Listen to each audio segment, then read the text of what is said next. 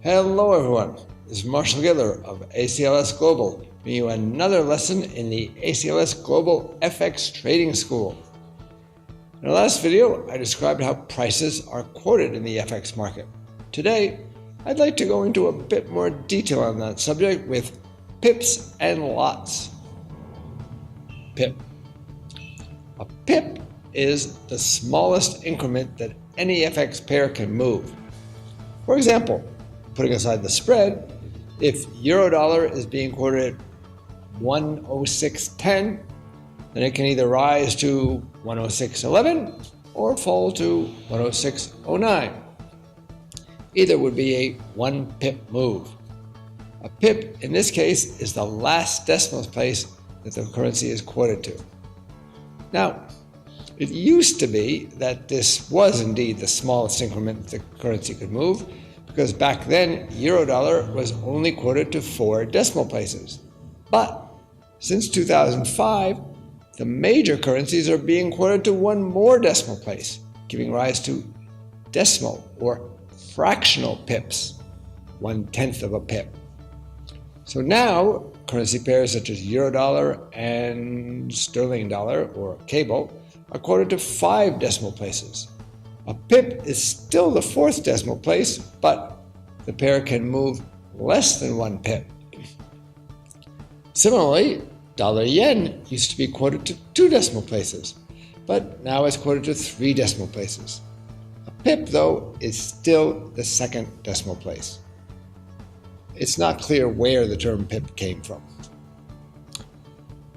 Lots. If you're going on a trip, you can buy or sell however much foreign currency you want. You can go to a bank in Japan and change $200 into yen to cover a couple of days' expenses, for example. However, when you're trading FX as an investment, you usually trade a standard amount of money. One standard lot in the FX market is 100,000 units of the base currency. That's the currency on the left of the currency name, remember. This would mean 100,000 euros if you're trading euro-dollar, $100,000 if you're trading dollar-yen, 100,000 pounds if you're trading cable, etc. There are also mini lots of 10,000 units and micro lots of 1,000 units. A micro lot is usually the smallest available unit for trading. How much is a pip worth? Now, here's where these 2 units become important. You can combine them to figure out how much money you're making or losing on your trade. When trading a standard lot of 100,000 units of the base currency, the value of the movement of 1 pip is 10 units of the quote currency for most currencies that are about the same size. That means a 1 pip movement in a standard lot of euro-dollar is worth $10. A 1 pip movement in a standard lot of dollar Canada is worth 10 Canadian dollars. Like that. So, for example, let's say you sell 1 lot of euro-dollar at 110.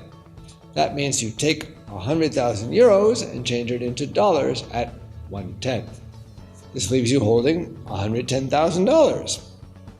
Let's say euro-dollar falls to 109.99, a 1 pip move.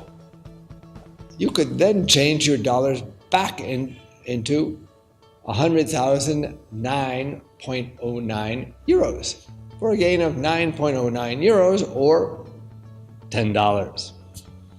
On the other hand, if euro-dollar rises by 1 pip to 110.01, and you change your money back into euros, you only get back 99,990.91 euros, for a loss of 9.09 euros, or $10. As you can see, although you're working with a certain amount of euros, your profit or loss is in dollars, the quote currency.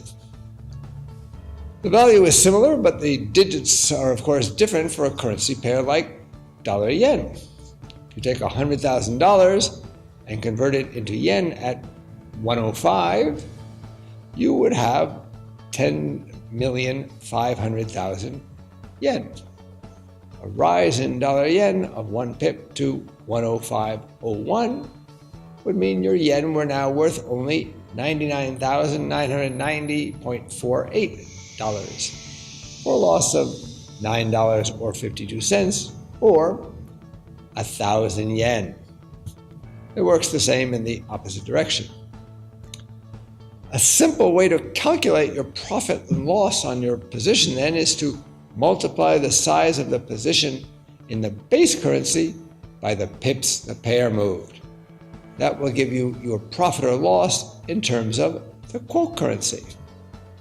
Of course, when doing the calculation, pips have to be adjusted to the proper decimal place that they really represent. So, for example, if you bought $100,000 of eurodollar times a 10 pip move gives you 100,000 times 0.001, 10, 10, that's what 10 pips is, and that's $100. If you sold $100,000 of dollar yen times a 50 pip move, that would equal 100,000 times 0.50, 100,000 times 0.50, or 50,000 yen. Since 2013, the average daily range of euro-dollar has been around 100 pips a day. So let's say you manage to enter the market at exactly the middle of the day's range. That means your risk is around 50 pips. In euro-dollar, this would mean your risk on a standard lot is 50 times $10, or $500.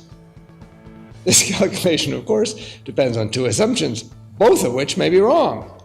It assumes average volatility and you getting into the market at the exact middle of the range. It's quite possible that volatility is higher than average and you've gotten in at one end or the other of the day's range. In eurodollar, although the average range is around 100 pips, a range of around 160 pips is considered normal. Technically speaking, the one standard deviation range, or 66% of the time, the range is 160 pips or less. If you got in at the bottom 1/3 of that range, you might be easily subject to a move of some 110 pips, or $1,100. What we can see from this is that when trading one standard lot, a $1,000 account can be easily wiped out in a normal day's trading. While there's a good chance an account with only $500 in it probably will be wiped out. Conclusion, make sure there's sufficient money in your account so that you can withstand normal market movements without getting stopped out. That means either depositing enough money to support the size that you want to trade, or making sure that you trade in lots small enough to suit the money in your account. Summary. In this video, I explained that a pip is the smallest whole unit that a currency can move, while a lot is the normal amount of currency that you trade. Combining the two gives an easy way to calculate how much money you've made or lost on any day. It also allows you to see if you have enough money in your account to withstand the normal ups and downs of the market. This is Marshall Gittler of ACLS Global with another educational video. Trade FX with knowledge.